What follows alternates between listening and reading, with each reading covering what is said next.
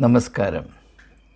ഈ വീഡിയോയിൽ കേരള ക്രിസ്തീയ സമൂഹത്തിൽ അല്ലെങ്കിൽ പ്രത്യേകിച്ച് സുറിയാനി ക്രിസ്ത്യാനികളുടെ ഇടയിൽ വർദ്ധിച്ചു വരുന്ന ഒരു വർഗീയ രോഗത്തിൻ്റെ അർത്ഥമെന്ത്, അതിൽ അന്തർലീനമായിരിക്കുന്ന അവസ്ഥയെന്ത് അല്ലെങ്കിൽ മർമ്മമെന്ത് എന്ന് മനസ്സിലാക്കുക നമ്മുടെ ലക്ഷ്യമാകുന്നു. ഇത് ഈ കാലങ്ങളിൽ എൻ്റെ ശ്രദ്ധയിൽ പ്രത്യേകം പതിക്കുവാൻ കാരണം, ഞാൻ ഏതെങ്കിലും അവസരത്തിൽ തികച്ചും അത്യാവശ്യമായിട്ട് വിമർശനാത്മകമായ ഒരു പ്രസ്താവന ഏതെങ്കിലും സഭയോടുള്ള ബന്ധത്തിൽ നടത്തിയിട്ടുണ്ടെങ്കിൽ ആ സമയത്തൊക്കെയും ആ സഭകളുടെ സംരക്ഷകരായ അംഗരക്ഷകരായ വീര്യമുള്ള അല്ലെങ്കിൽ എരിവുള്ള വിശ്വാസികൾ കടുവ ചാടുന്നത് പോലെ എടുത്തു ചാടുകയും അക്രമത്തിന് തയ്യാറാകുകയും അങ്ങനെ പോർവിളികൾ നടത്തുകയും ചെയ്യുന്ന അനേക അനുഭവങ്ങൾ ഉണ്ടായതിൻ്റെ വെളിച്ചത്തിലാണ്. അപ്പോൾ ഞാനിത് ചിന്തിക്കുന്നത് യാഥാർത്ഥ്യങ്ങളുടെ നടുവിൽ നിന്നുകൊണ്ടാണ് എന്ന് ഒന്ന് സൂചിപ്പിക്കുക മാത്രം ചെയ്യുകയാണ്. ഇതിൻ്റെ അർത്ഥം എന്താണ്? എന്തുകൊണ്ടാണ് ആളുകൾ ഇപ്രകാരമുള്ള ഒരു ഹൈപ്പർ സെൻസിറ്റിവിറ്റി, ഡിനോമിനേഷണൽ ഇൻടോളറൻസ് അനുഭവിക്കുന്നത് അല്ലെങ്കിൽ പ്രകടിപ്പിക്കുന്നത് എന്നതിനെപ്പറ്റി നമുക്ക് ബോധ്യമുണ്ടാകുന്നത് പ്രയോജനം നൽകും എന്നതുകൊണ്ടാണ് ഞാൻ ഈ ചിന്തകൾ നിങ്ങളുമായി പങ്കിടുന്നത്. ഇത് അതിൻ്റെ തനിമയിലും അത് സംബന്ധമായ സത്യത്തിലും മനസ്സിലാകുന്നതിന് വേണ്ടി നമുക്ക് ചെയ്യാവുന്ന ഏറ്റവും പ്രസക്തമായ അല്ലെങ്കിൽ പ്രയോജനപ്പെടുന്ന കാര്യം യേശുവിൻ്റെ മാതൃക പരിഗണിക്കുക എന്നുള്ളതാണ്. നാം യേശുവിനെ നോക്കുമ്പോൾ യഹൂദനായിരുന്നിട്ടും മറ്റ് യഹൂദന്മാർക്കുണ്ടായിരുന്ന മതപരമായ തീക്ഷ്ണത യേശുവിൽ അല്പം പോലും ഇല്ലായിരുന്നു എന്ന് മാത്രമല്ല, യഹൂദ മതത്തിൻ്റെ ഉള്ളിൽ സ്ഥിതി ചെയ്തിരുന്ന വിള്ളലുകളും പൊള്ളത്തരങ്ങളും ദുരഭിമാനങ്ങളും വളരെ വ്യക്തമായി മനസ്സിലാക്കുകയും ശക്തമായി പ്രതിപാദിക്കുകയും ചെയ്ത ഒരു സമീപനമായിരുന്നു യേശുവിൻ്റേത് എന്ന് സുവിശേഷത്തോട് വിദൂര ബന്ധമുള്ള ആളുകൾക്ക് പോലും പെട്ടെന്ന് തിരിച്ചറിയാവുന്നതാണ്. ഉദാഹരണമായിട്ട്, യഹൂദ മതത്തിൻ്റെ നേതൃത്വം അലങ്കരിക്കുകയും അതിൻ്റെ സംരക്ഷകരെന്ന് സ്വയം അഭിമാനിക്കുകയും ചെയ്തിരുന്ന പരീശന്മാരും ശാസ്ത്രിമാരും അവരുടെ മുകളിലുണ്ടായിരുന്ന സുനഹദോസ് അംഗങ്ങളും എല്ലാറ്റിനും ഉപരിയായി മഹാപുരോഹിതനും ഈ ഒരു പുരോഹിത വർഗമാകമാനം ഏറ്റവും അധികം പ്രാധാന്യം കൽപ്പിച്ചിരുന്നത് യഹൂദ മത ആചാരങ്ങൾക്കും അനുഷ്ഠാനങ്ങൾക്കുമായിരുന്നു. അത് അനവധിയായിരുന്നു. അത് ജനങ്ങളുടെ മേലൊരു വലിയ ഭാരം കെട്ടിവെക്കുന്നത് പോലെ ആയിരുന്നുവെന്ന് യേശു പ്രത്യേകമായി സൂചിപ്പിച്ചിട്ടുണ്ട്.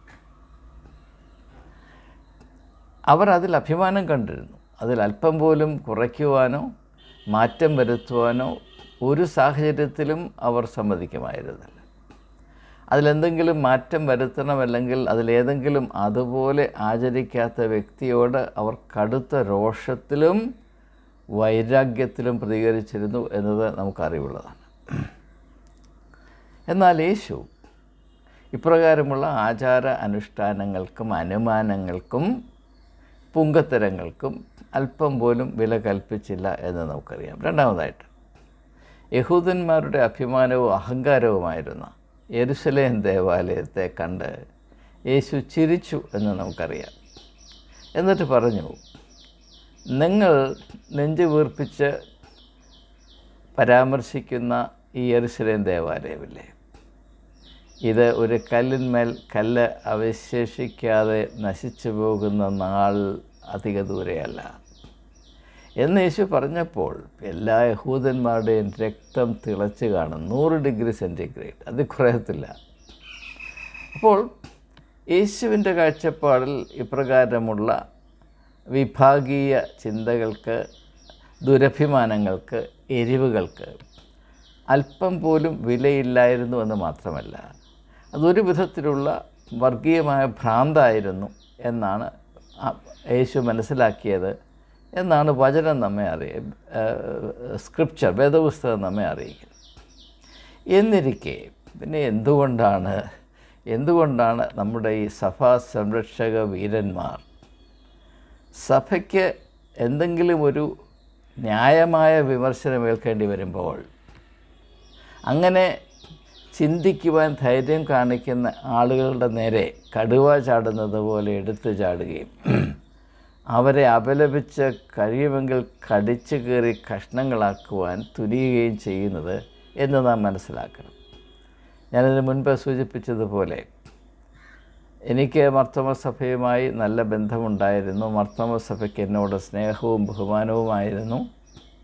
എന്നാൽ മെത്രാന്മാരെ അടക്കുമ്പോൾ എന്തുകൊണ്ടാണ് മറ്റുള്ളവരെ അടക്കുന്നതിൽ നിന്ന് വ്യത്യസ്തമായ അവരെ കസേരയിൽ ഇരുത്തി അടക്കുന്നത് കാണുമ്പോൾ ഒരു വല്ലാത്ത ഭീതി ഉണ്ടാകുന്നുവെന്ന് ഞാൻ സൂചിപ്പിച്ചപ്പോൾ അതിൻ്റെ അർത്ഥം പറയുന്നതിന് പകരം എന്നെ ആക്രമിക്കുകയും സഭയുടെ ഏറ്റവും ഒരു ശത്രുവായി മുദ്ര കുത്തുകയും ചെയ്തു. ഞാൻ പരാതിയായിട്ട് പറയുന്നത് അതിൻ്റെ ഒരു ഉദാഹരണമായിട്ട്, ഇലസ്ട്രേഷനായിട്ട് പറയുന്നത് മാത്രമാണ്. ആരുടെയും മുദ്ര കുത്തുന്നതിൽ ഒതുങ്ങി നിൽക്കുന്ന ഒരു വ്യക്തിത്വം എനിക്കില്ല, അങ്ങനെ ഒരു ഗതികേട് എനിക്കില്ല എന്നീ സമയത്ത് കർത്തൃനാമത്തിൽ ഏവരെയും അറിയിച്ചു കൊള്ളട്ടെ. അപ്പോൾ ഇതൊരു യാഥാർത്ഥ്യമാണ്. എന്നാൽ നാം അഭിമാനം കൊള്ളുന്ന ഈ അവസ്ഥ നമ്മിൽ വിഷം പോലെ കുത്തിച്ചെലുത്തിയതാണ് എന്ന് ആരും മറന്നു പോകരുത്. നാം പിറന്നത് ഈ ദുരഭിമാനം കൊണ്ടല്ല, ഈ അസ്ഥാനത്തുള്ള എരിവ് കൊണ്ടല്ല. ഇത് നമ്മുടെ ക്രിസ്തീയ പരിശീലനം എന്ന പ്രഹസനത്തിൽ നമ്മളിൽ സ്ഥാപിച്ചു വെച്ച ഒരു വിഭ്രാന്തിയാണ്, ഒരു പ്രഹേളികയാണ് എന്ന് ജനം മനസ്സിലാക്കണം. ഇത് തികച്ചും അൺനാച്ചുറൽ ആയിട്ടുള്ള ഒരവസ്ഥയാണ്. യാതൊരു വിധത്തിലും ഇതിന് ന്യായമായ ഒരു ബുദ്ധിയോ ആത്മീകമായ വെളിച്ചമോ അർത്ഥമോ സാധൂകരണം പോലുമില്ല എന്ന് മനസ്സിലാക്കേണ്ട ആവശ്യമുണ്ട്. അത് മനസ്സിലാക്കണമെങ്കിൽ യേശുവിൻ്റെ ഉദാഹരണം ശ്രദ്ധിക്കണം. അങ്ങനെ ശ്രദ്ധിക്കുന്ന എത്ര പേരുണ്ട്?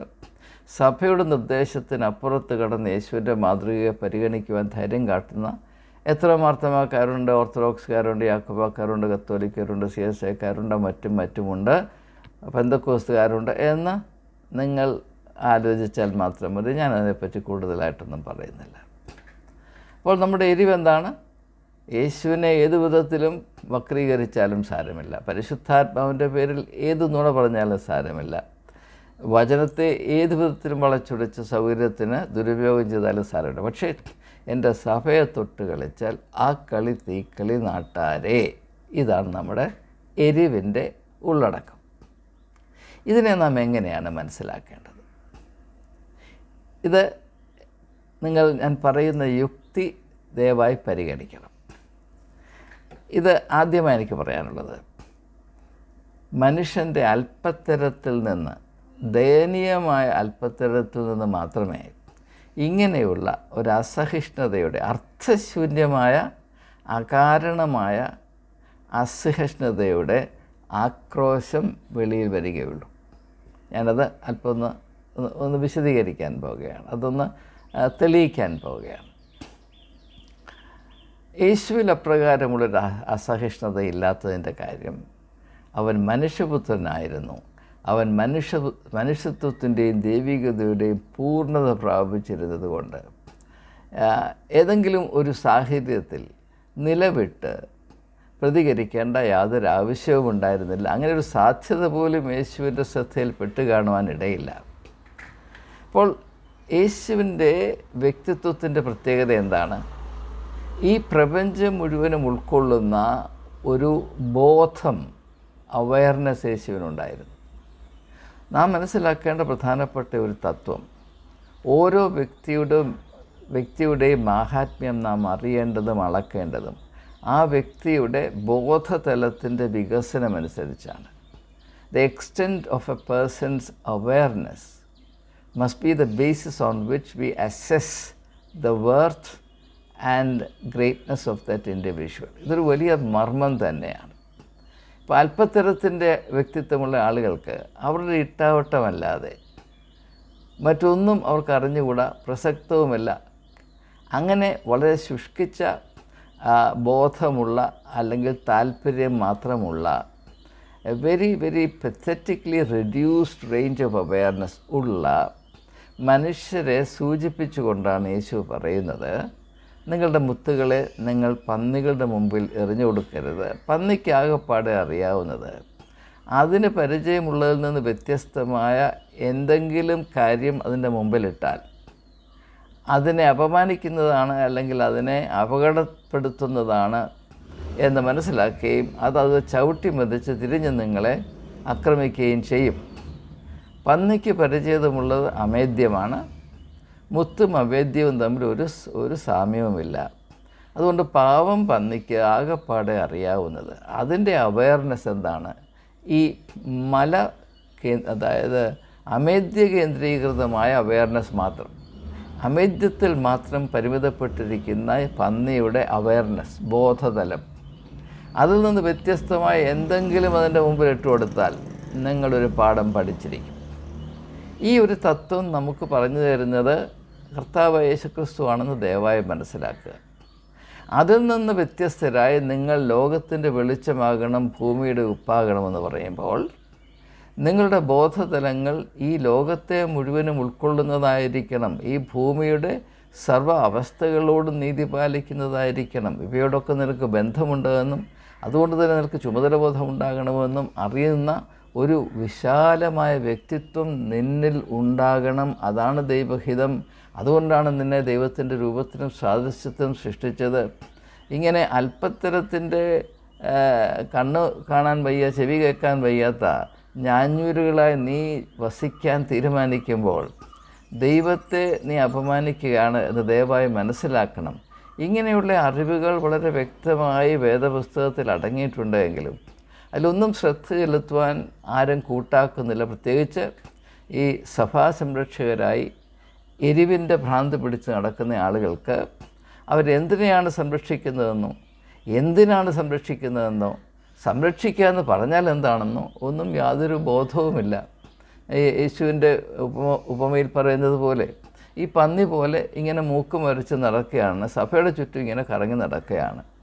അപ്പോൾ എന്തുകൊണ്ടാണ് മനുഷ്യൻ്റെ വ്യക്തിത്വം ഇപ്രകാരം അധപ്പതിച്ചു പോകുന്നത്, വിലയിടിഞ്ഞു പോകുന്നത്? അത് സഭയോടുള്ള പ്രേമത്തിൽ. ഇതാണ് നിങ്ങൾ മനസ്സിലാക്കേണ്ടത്.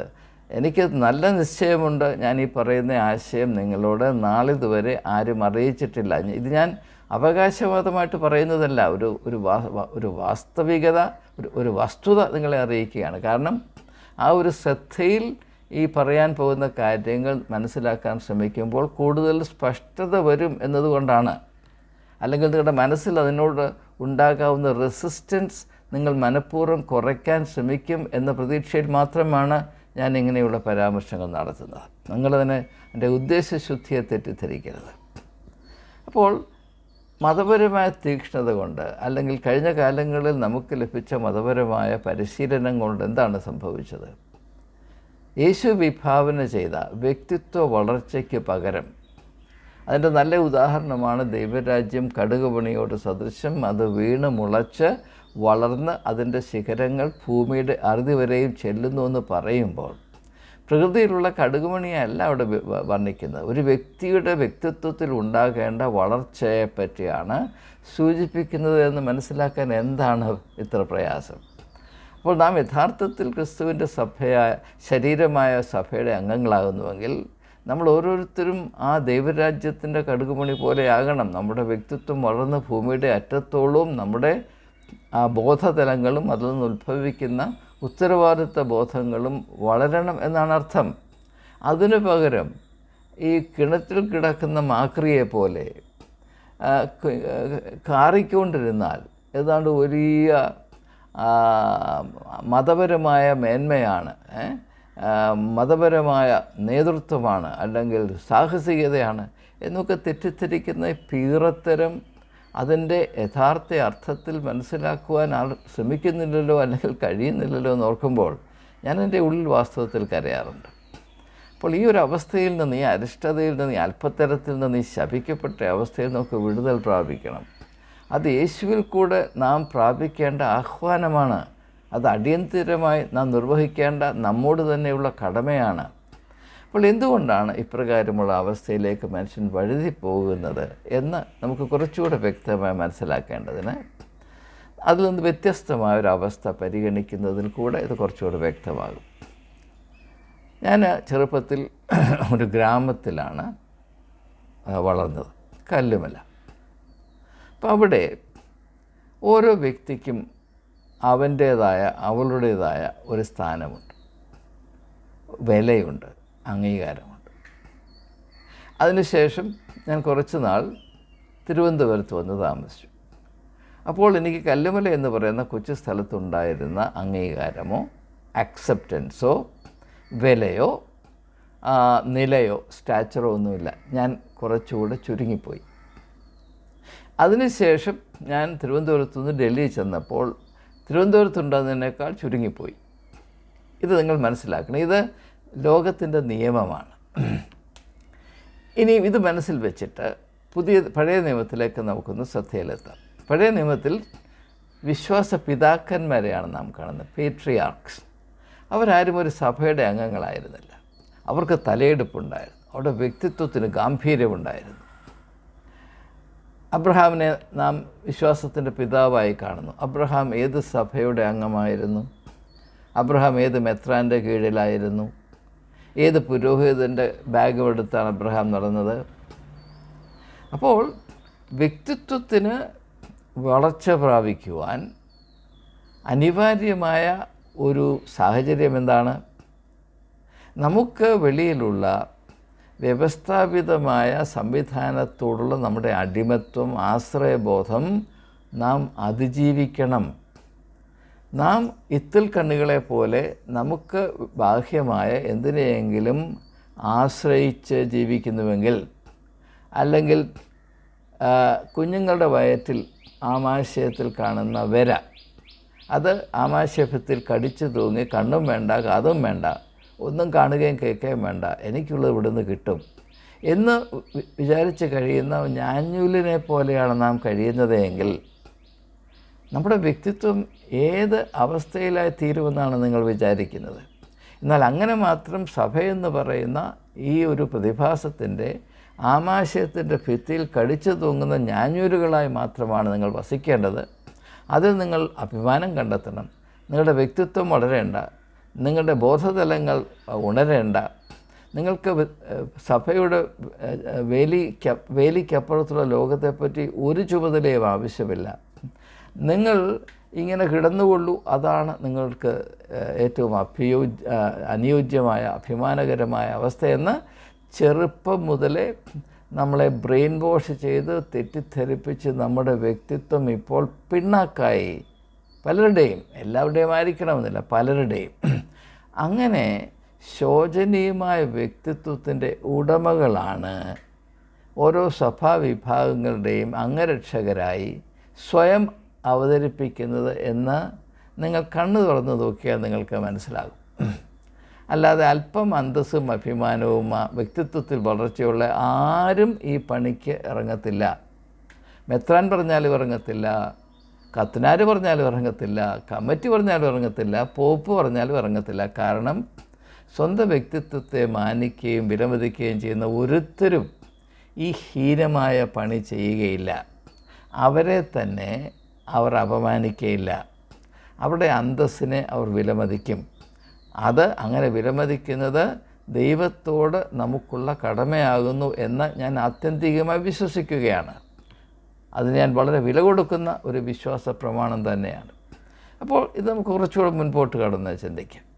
അങ്ങനെയുള്ള അവസ്ഥയിൽ, അതായത് വ്യക്തിത്വത്തിൽ അല്പം പോലും വളർച്ച വരാതെ, വളർച്ച വരുന്നതിന് പകരം തളർച്ച മാത്രം വന്ന് യാതൊരു അഡ്രസ്സുമില്ല, യാതൊരു വിലയുമില്ല, ആരും വിലമതിക്കാനൊരു കാരണവുമില്ല, അങ്ങനെയുള്ള ആളുകൾ ഈ സഭ വളരുന്നതോടുകൂടെ ഞാൻ മുമ്പ് സൂചിപ്പിച്ചതുപോലെ ഗ്രാമത്തിൽ നിന്ന് വലിയ പട്ടണത്തിലേക്ക് പോകുമ്പോൾ ഓരോ വ്യക്തിയുടെയും പ്രാധാന്യം കുറഞ്ഞു വരുന്നത് പോലെ ഈ വലിയ സഭയുടെ അംഗങ്ങളായി, വലിയ സഭയെന്ന് പറയുമ്പോൾ അവരുടെ കണ്ണിൽ തന്നെ വലിയ സഭ, ഇപ്പോൾ മർത്തോമ സഭയിൽ എത്ര അംഗങ്ങളുണ്ട്? ഒരു കാലത്ത് 7.5 ലക്ഷം ആളുകളുണ്ടായിരുന്നു.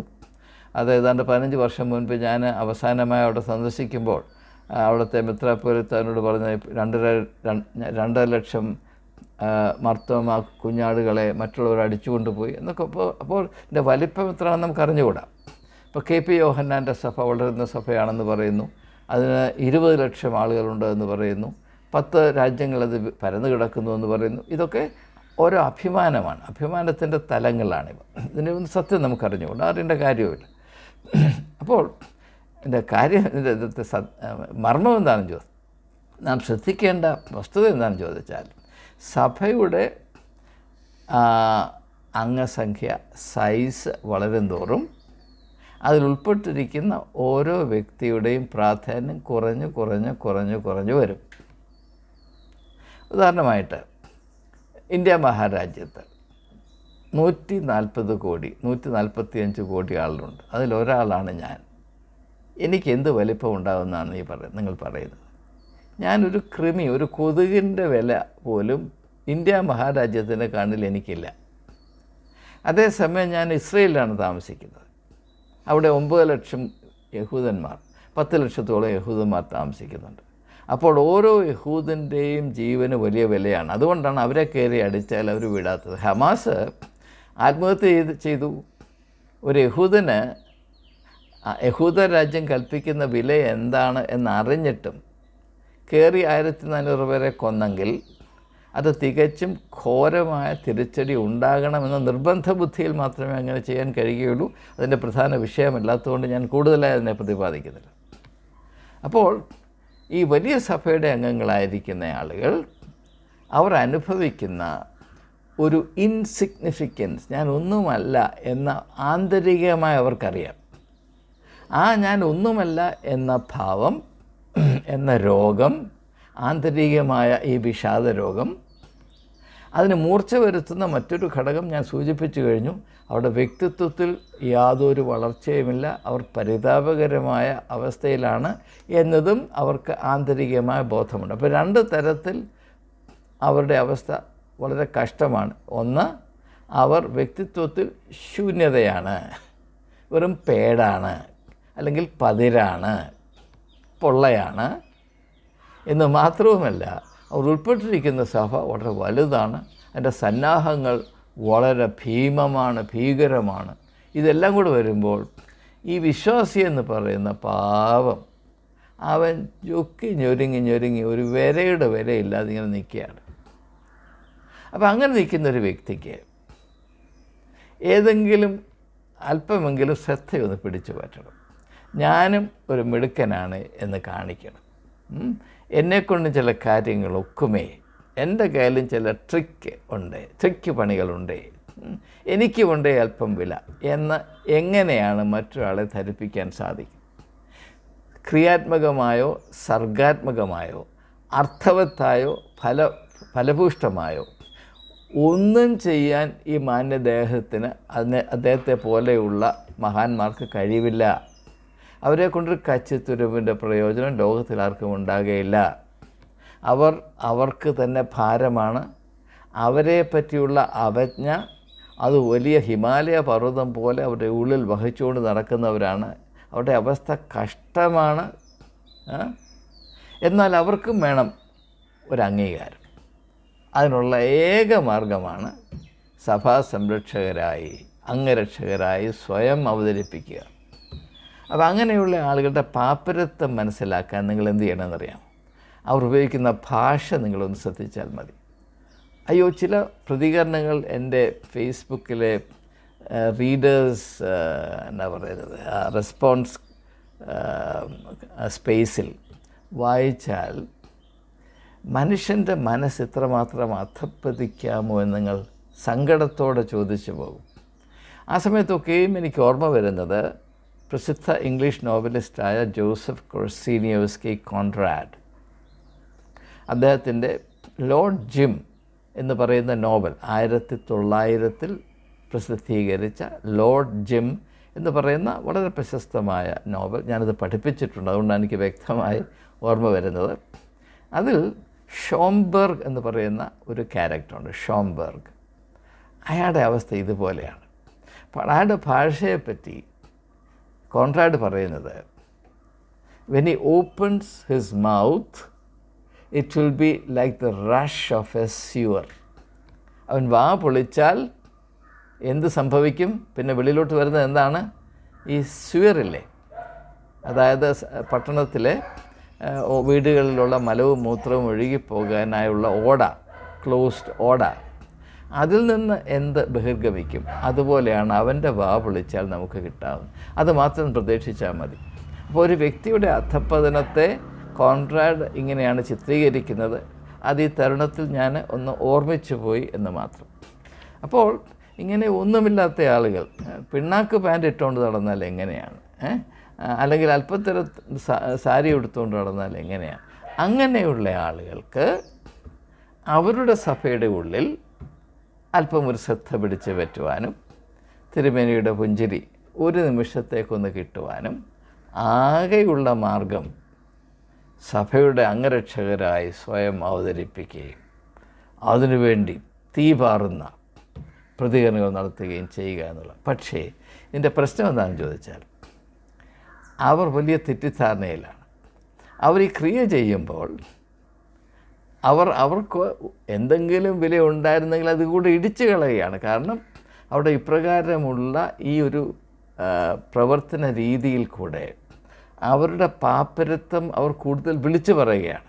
പക്ഷേ സത്യം ഒരിക്കലും അതുപോലെ അംഗീകരിക്കാത്ത മെത്രാനും പുരോഹിതനും അവരെ ആത്മാർത്ഥതയില്ലാത്ത അനുമോദനം അറിയിക്കുകയും, കറിയാച്ച നീയാണ് പുരുഷൻ,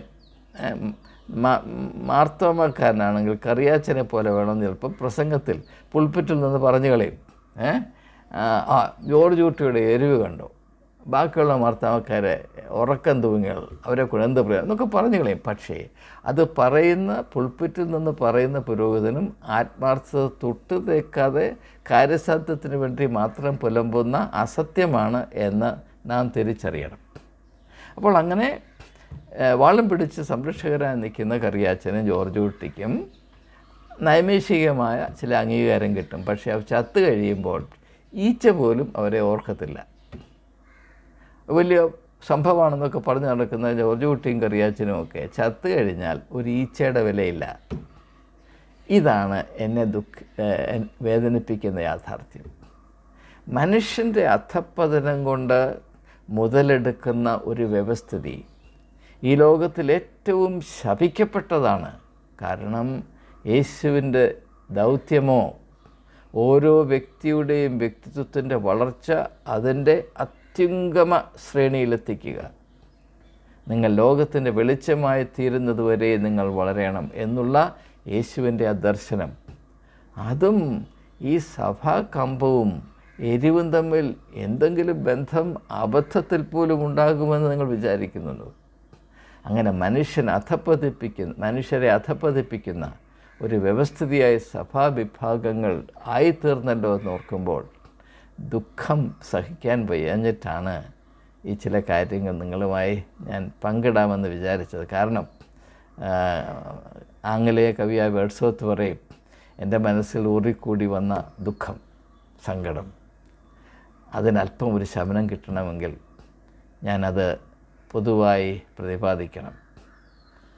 A timely utterance gave that thought relief എന്നാണ് അത് എഴുതിയിരിക്കുന്നത്. A timely utterance gave that thought relief. എന്നെ സങ്കടപ്പെടുത്തുന്ന ആ ഒരു ചിന്തയില്ലേ, അതിൽ നിന്ന് എനിക്ക് അല്പം ഒരു ആശ്വാസം കിട്ടാൻ അതിനെപ്പറ്റി എനിക്ക് പ്രസ്താവിക്കേണ്ട ആവശ്യമുണ്ട്, നിങ്ങളുമായി പങ്കിടേണ്ട ആവശ്യമുണ്ട് എന്ന് വേർഡ്സ്വർത്ത് പറയുന്നതും ഞാൻ ഈ സമയത്ത് ഓർത്തു പോകുകയാണ്. ഏതായാലും മനുഷ്യൻ്റെ പുങ്കത്തരം അതും ആത്മീയതയുമായിട്ട് കലർത്തുന്നതിനേക്കാൾ വലിയ ഒരു എന്താണ് പറയുന്നത് ആഭാസത്തരം വിഭാവന ചെയ്യാൻ സാധ്യമല്ല. ഈ ഒരു അപകടത്തിൽ നിന്ന് ഇപ്പോൾ ആ സ്ഥിതിയിൽ ഇരുന്ന് നീറി നാറിക്കൊണ്ടിരിക്കുന്ന വ്യക്തികൾ രക്ഷപ്പെടട്ടെ, രക്ഷപ്പെടട്ടെ, ദൈവമേ അവരുടെ കണ്ണു തുറക്കണമേ എന്ന പ്രാർത്ഥനയിൽ ഞാൻ എൻ്റെ വാക്കുകൾ ഉപസംഹരിക്കുകയാണ്.